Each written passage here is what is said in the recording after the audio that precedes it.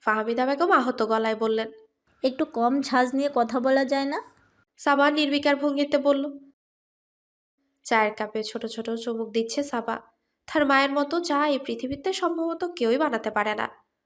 শুধুমাত্র এই চায়ের লোভেই প্রতিদিন ছুটে আসতে ইচ্ছে হয় এ বাড়িতে। কিন্তু সে যে সম্ভব নয়। এ বাড়ির মুখোমুখি হওয়াও অসম্ভব, যন্ত্রণাদায়ক তার পক্ষে। যে যন্ত্রণা এই মুহূর্তে অনুভূত হচ্ছে তার। লম্বা শ্বাস নিয়ে মনে মনে কথা গোছালো সাবা। আজ একটা চূড়ান্ত সিদ্ধান্ত নিতেই হবে তার বাবা মাকে। সাবা গম্ভীর গলায় বলল। বাবা শোনো, অনেক হয়েছে, আর সহ্য করা সম্ভব হচ্ছে না। আমির রহমান চমকে উঠে বললেন।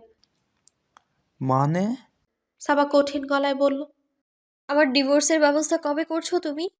আতকে উঠে মুখ চাওচাই করলেন আমির রহমান এবং ফাহমিদা বেগম। মেয়ের সংসার জীবন যে খুব একটা ভালো যাচ্ছে না, এটা তাদের অজানা নয়। তবুও প্রতিনিয়ত চেষ্টা করে যাচ্ছেন সাবাকে বুঝিয়ে সুঝিয়ে শান্ত রাখতে। বরং করুণাময়ের ইচ্ছে ছাড়া বিয়ে হয় না।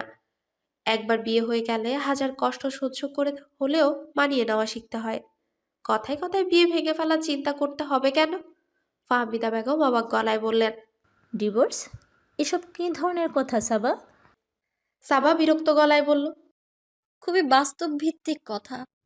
তোমরা কি আশা করেছো ওই লোকের সাথে আমি আজীবন থাকবো? অসম্ভব। আরেকবার চায়ের চুমুক দিয়ে নিজেকে শান্ত করলো সাবা।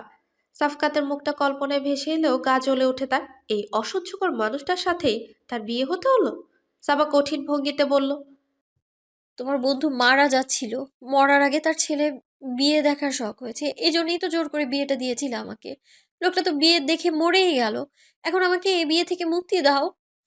আমির রহমান যথাসম্ভব নরম গলায় বললেন। বিয়ে কোনো ছেলে খেলা না মা।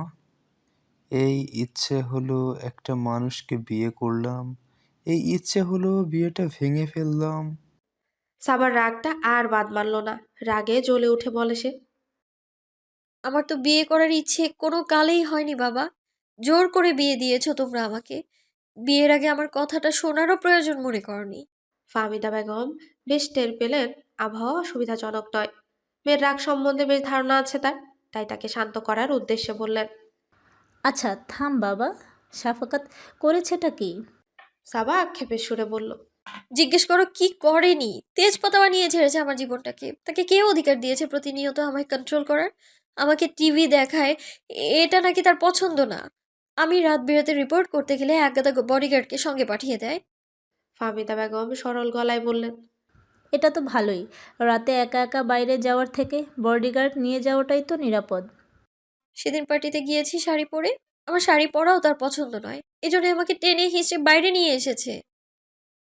সাফাকাতের পছন্দ না হলে শাড়ি পরবি না, এতে সমস্যার কি হলো? সাবা দাঁতে দাঁত চেপে বলল।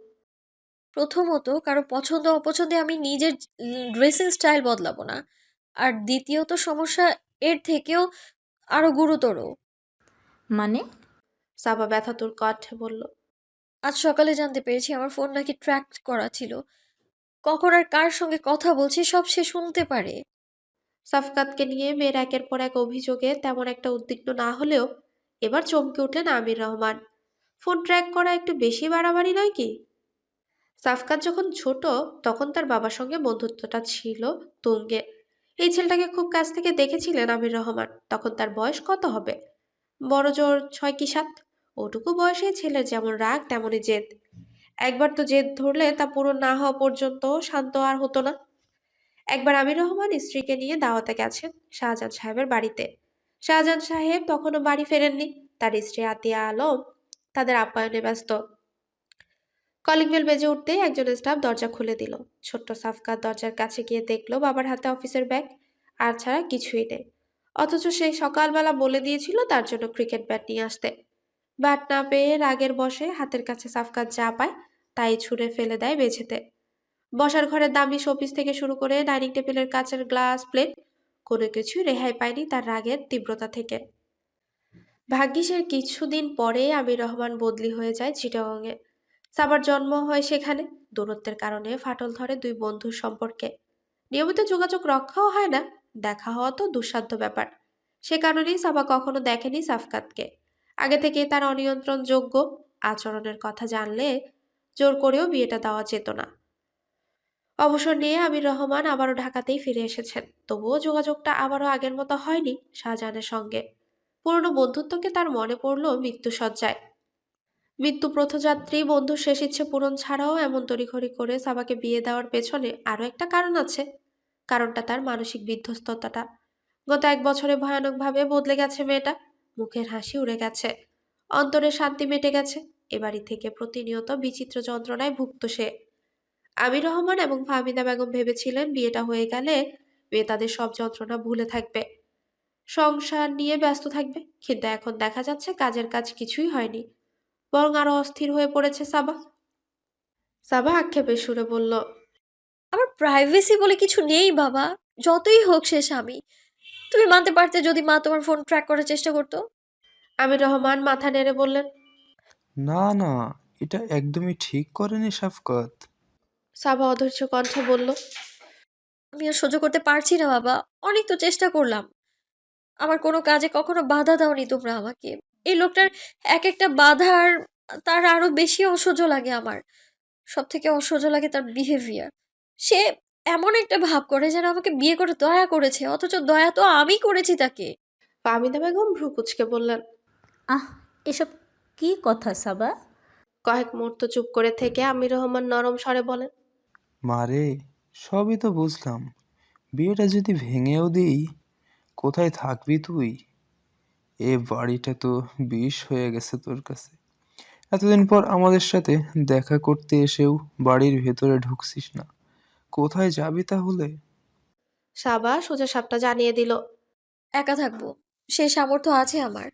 এই শহরে একা একটা মেয়ের সঙ্গে কতটা বিপজ্জনক তোকে নিশ্চয়ই বুঝিয়ে দিতে হবে না। সাবা চুপ করে রইল। উফ, এই পৃথিবীতে কেন যে নারী পুরুষকে আলাদা চোখে দেখা হয়? মেয়েরা তো মানুষই, ভিন্ন কোনো প্রজাতি তো নয়। তবুও কেন প্রতিটা পদক্ষেপে তাদের জন্য অপেক্ষা করে আছে একের পর এক বাধা? ফাহমিদা বেগম হালকা গলায় বললেন, তাছাড়া সাফাকাতের ব্যাপারগুলো গায়ে না মাখলেই তো হয়। তুই তোর মতো চলবি, সাফাকাত তার মতো চলবে। ছোট ছোট বিষয়ে এত বিচলিত হওয়ার প্রয়োজন তো দেখি না। সাবা শুকনো গলায় বলল, তার মানে তোমরা ডিভোর্সের ব্যবস্থা করবে না, তাই তো? বাবা মা। কারো কাছ থেকে কোনো উত্তর না পেয়ে উঠে দাঁড়ালো সাবা। লম্বা লম্বা পা ফেলে বেরিয়ে গেল বাড়ির বাইরে। প্রচন্ড অসহায় লাগছে তার, বুকটা ভারী হয়ে উঠেছে। আগের সাবা কষ্ট পেলেই বালিশে মুখ গুজে কিংবা ওয়াশরুমে লুকিয়ে লুকিয়ে কাঁদতো। এখন তো সে উপায়ও নেই, সে যে কাঁদতেও ভুলে গেছে। সিঁড়ি বেয়ে নিচে নামতে নামতে সাফকাতে চোখ দুটো আটকে গেল সোফার উপরে, দুপা তুলে বসে থাকা সাবার দিকে। মেঝের দিকে দৃষ্টি আবদ্ধ রেখে ফোনে কথা বলছে সাবা। চোখ ফিরিয়ে নেওয়ার চেষ্টাও করলো না, করেও পারলো না সাফকাত। এই মেয়েটাকে এক এক সময় এক এক রকম সুন্দর লাগে। শাড়িতে মারাত্মক সুন্দর, স্যুটে অন্যরকম সুন্দর, আবার এখন হালকা সবুজ রঙের সালোয়ার কামিজে লাগছে স্নিগ্ধ সুন্দর। সাফকাত বেশ বুঝতে পারছে বদরাগী এই মেয়েটার প্রতি একটু একটু করে দুর্বল হতে শুরু করেছে সে। সঙ্গে সঙ্গে মাথা ঝেড়ে অন্যদিকে চোখ সরালো। দেশের সব থেকে বড় ইন্ডাস্ট্রিয়ালিস্ট সাফকাত আলম একের পর এক অর্থের পাহাড় গড়ে তোলা তার নেশা। এমন একটা মানুষের জীবনে প্রেম ভালোবাসা নামক তুচ্ছ জিনিস কি করে জায়গা দখল করে নিচ্ছে, এ তো কিছুতেই হতে দেওয়া যায় না। নিচে নেমে আসতেই সাবার কথাগুলো স্পষ্ট কানে ভেসে এলো। সাবা ক্ষীণ হাসি দিয়ে বলে, ঠিক আছে অরুণ, আমি একটু পরেই রওনা দিচ্ছি। গা বেয়ে শীতল স্রোত বয়ে গেল সাফকাতের। এই মেয়ের সাহস কি করে হয় তার উপস্থিতি টের পেয়ে অন্য ছেলের সঙ্গে কথা বলার? হাত দুটো মুষ্টিবদ্ধ করে রাগটা নিয়ন্ত্রণ করার চেষ্টা করলো সাফকাত। মেয়েটার প্রতি নিজের দুর্বলতাটাকে প্রশ্রয় না দিলেও এই সত্যি অস্বীকার করা যাবে না, সাবা তার জানে। মেয়েটার প্রতি নিজের দুর্বলতাকে সে প্রশ্রয় না দিলেও এই সত্য অস্বীকার করে না যে সাবা তার। বিয়ে শব্দটা থেকে প্রাপ্ত অধিকারের বলেই হোক কিংবা মনের জোড়াজড়িতেই হোক, বিয়ের প্রথম দিন থেকে সাবাকে নিজের একান্ত আমানত মনে করে সাফকাত। ধীর পায়ে হেঁটে সাফকাত দাঁড়ালো সাবার সামনে। ফোন রাখতেই নিজের সামনে তার উপস্থিতি টের পেয়ে চোখ তুলে তাকালো সাবা।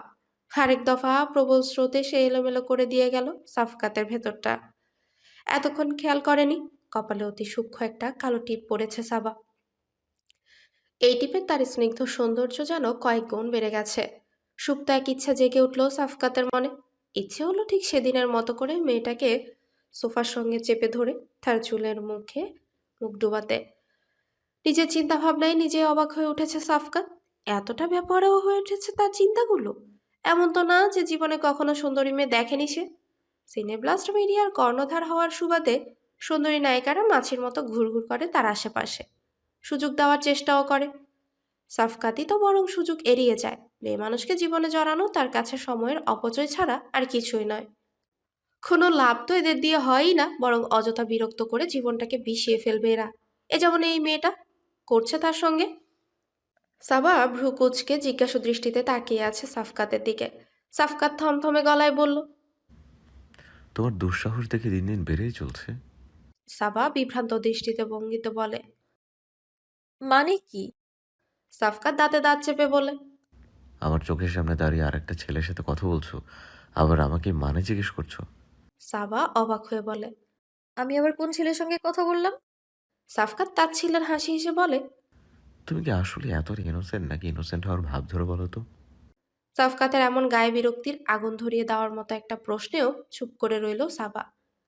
তার মস্তিষ্ক ব্যস্ত অন্য গবেষণায়। কেন সাফকাতের মনে হলো যে সে কোনো ছেলের সাথে কথা বলছে? পর মুহূর্তে উত্তরটা পেয়েও গেল। সঙ্গে সঙ্গে আমার সমস্ত শরীরে খেলে গেল রাগের প্রবল তরঙ্গ। লম্বা শ্বাস নিয়ে রাগটা নিয়ন্ত্রণ করার বৃথা চেষ্টা করে সাবা বলল। অরুণ একটা মেয়ে, ওর পুরো নাম অরুন্ধতী।